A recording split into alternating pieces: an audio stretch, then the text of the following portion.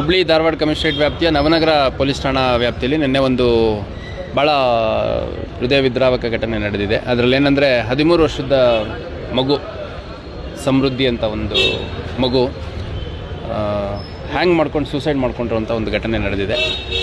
ಭಾಳ ಬ್ರೈಟ್ ಇದ್ದಂಥ ವಿದ್ಯಾರ್ಥಿ 8ನೇ ಕ್ಲಾಸ್ ಓದ್ತಾ ಇದ್ದ, CBSE ಸಿಲೆಬಸ್ಸಲ್ಲಿ ಓದ್ತಾ ಇದ್ದ. ಮತ್ತು ಮುಂದೆ ಭಾಳ ಒಳ್ಳೆಯ ವಿದ್ಯಾಭ್ಯಾಸ ಸಾಧನೆ ಮಾಡಬೇಕು ಅಂತ ಆಸೆ ಇತ್ತು.